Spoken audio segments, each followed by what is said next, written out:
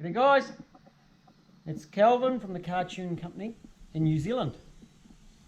I'm setting up a link ECU, and for those of you that have changed your idle speed or are using the computer properly and setting up idle speed, I'm going to show you how to make it as good as it can be.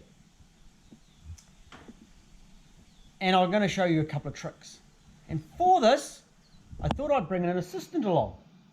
This is Jasmine. Jasmine has never worked on a link before, just to show you how easy this actually is. Okay, so let's get straight into it. We'll show you a little bit and change some numbers. So we have the monsoon. It's connected via the USB into there. So Jasmine is going to pop into PC link, and then she is going to pop up and communicate with the ECU. Are you going to go in? You having trouble? Don't, like double push. 1, 2. Like. So we've popped into PC link. We're going to pop up to ECU controls at the top of the screen and connect to ECU. I'm using a pre-made tune with an idle speed circuit that's about right. I have an oil light, a little blue light is on. If you just pop on the side, there's ECU settings on the side of the screen there. ECU settings, go down to idle speed control, because that's what we're going to do, idle speed control. Good, okay. Pop into idle speed control. There's a whole lot of stuff about the idle speed, okay? So it's on closed loop. So closed loop means that the stepper is going to try and search for the correct idle speed. So it's going to locate that correct speed. Whereas if it was an open loop, it would just move to the number that we set it at. Okay, so if we said that the stepper was going to be at 40% duty cycle, then it would go to 40% and it wouldn't change at all. Whereas this one, it's going to go 40% first, and then it's going to say, hey, I want to actually idle at 50 RPM lower. So it will reduce the duty cycle that it's driving the stepper. Okay. There's a lockout, throttle position lockout. So if the throttle position is too far away from where it should be, then it moves and it changes. So we're actually going to go right to the bottom of the screen, and I'm not going to worry about the startup steps at the moment. That's for another day. We just want to set the idle speed, the main idle. Okay. I have already calibrated the TPS on this, and that is vitally important. So if you haven't calibrated your TPS, go watch that video, calibrate your TPS before setting your idle speeds.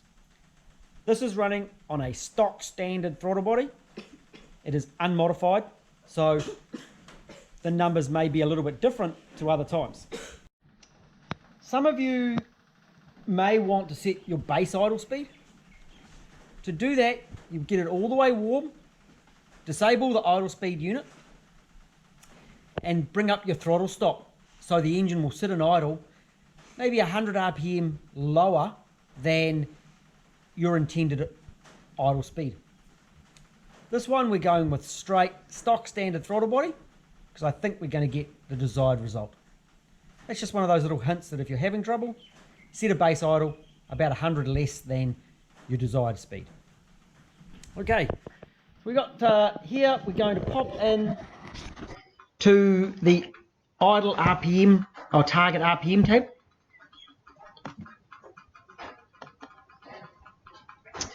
So we've got on the screen here the desired idle speed. Below 20 degrees, it's at 1200, and then it steps down to about 900 when it's warm. It actually comes up again once it's getting hotter. These are some good base numbers. Later on, I would like to drop them down further, but I'm not going to do that without the vehicle. So if the vehicle was present, I might adjust those, 850, 800. But because it's a loom I'm sending out, I'm erring on the side of caution and leaving them just a little bit higher. So that's where the computer's trying to aim for. Okay, so that's the speed it's trying to get to. Just use the little green arrow and you'll plot back to the one beforehand. And we're going to go into the base idle position table.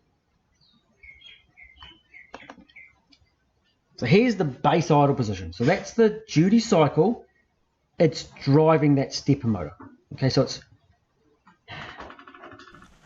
basically it's pulsing it on and off all the time, and that will result in an average voltage that's lower than 12 volts. So if it was fully on all the time, 12 volts gives it all the way on, and if we pulse it at 50%, let's say it's on, it'll give it around about 6 volts, so the stepper will be open halfway. And they just pulse it on really quickly. I think I've got it set, I believe I've got this stepper set at 120 hertz, so on and off 120 times every minute. So that's your stepper position.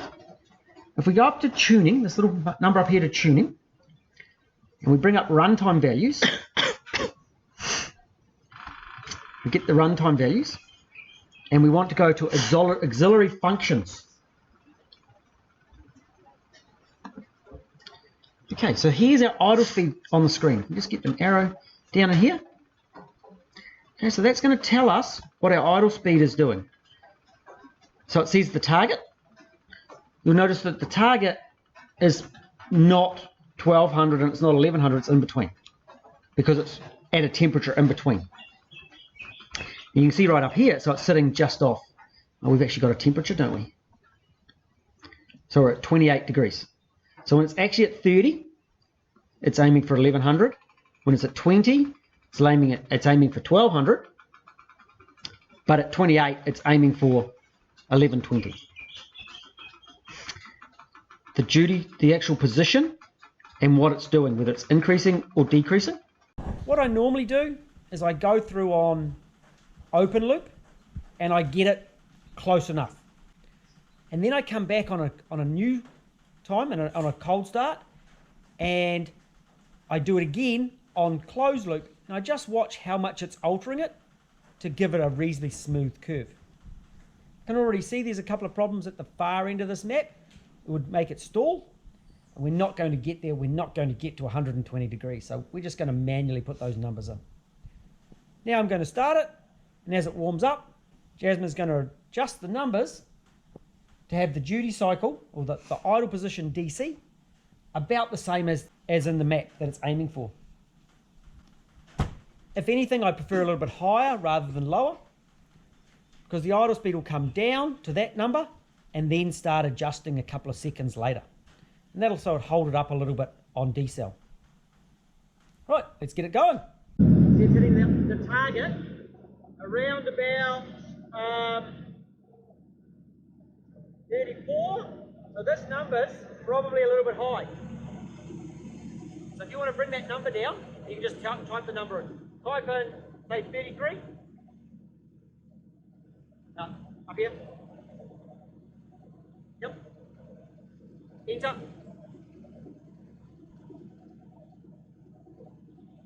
So what we want is when it's right in the middle of the number, so when it's at 30 degrees, we want it really close. Okay? Now, if it's not exact, the computer will sort the rest of it out because conditions change. Slightly higher is better than slightly lower. So you've got temperature here. So temperature is there. So it's 33 there, 32.5. So that's good, isn't it? I'm happy with that. And we just let it warm up and you change it. Should I make it warm up a bit faster?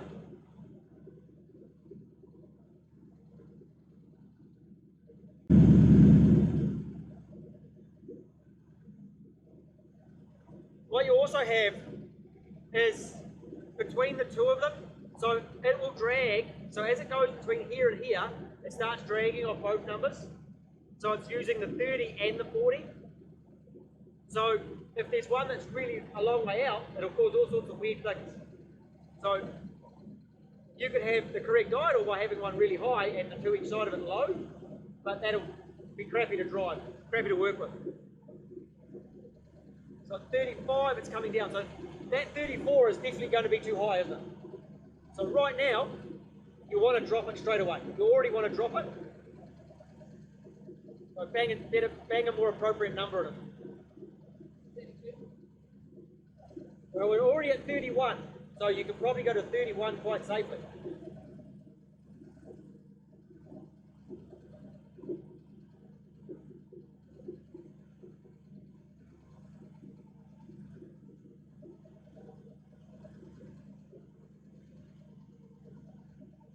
So we're coming up to 40 degrees, and you'll see the target is 1055. It's just below that 31. It's at 40 degrees, just below 31. So that's good. But the next number is already at 31. So we're probably going to want to drop that a little bit. So we could probably safely go in that 50 zone. We'll probably safely bang a 30 in there. You just bang another, yeah. And then you just let it warm up again. And you check every single zone until it's right. Easy, eh?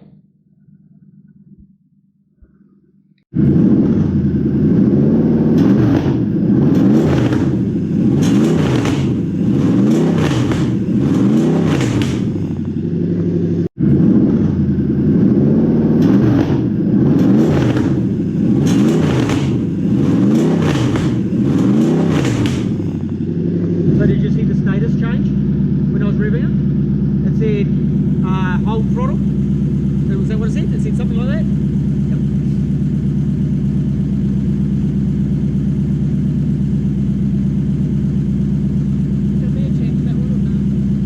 Well, we're a long way down, so we're at 27. That's at 29, so we do want to bring that down.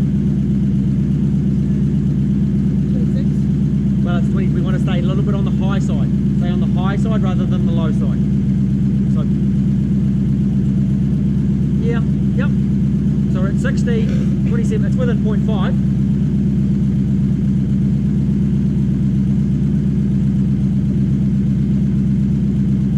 We can probably drop that next one down already. See, we've got 29s. So right now, what I would do, okay, is I would grab, I would grab that one. Sorry, put that one at 28.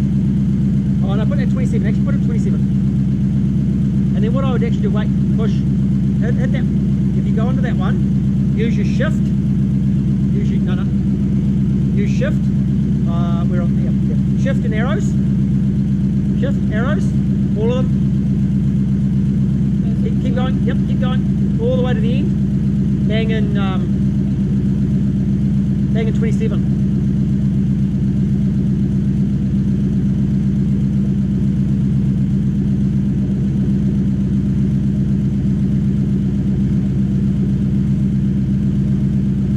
It's hitting its target.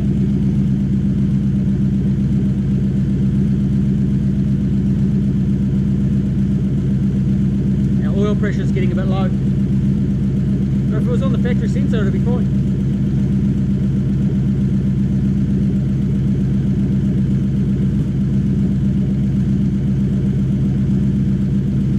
We could probably 26.4. We could actually go change all those to 26.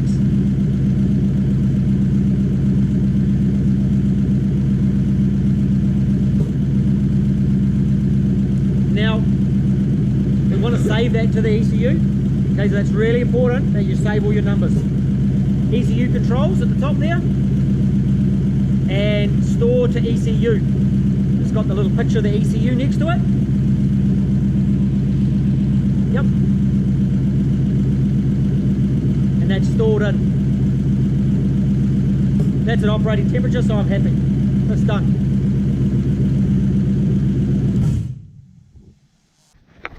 So we've got some numbers that I'm pretty happy with. The fine tuning will need to be done on the vehicle that it's being installed into, but these numbers are pretty close. And as you can see, it was so easy that someone's got no tuning experience can set it up by following my instructions. There's lots of other things we can do with idle speed, anti-stalling, speed up the stepper, but let's keep this one basic and just look at those numbers. Well done, Jasmine. So I'll talk to you again soon. Catch you later.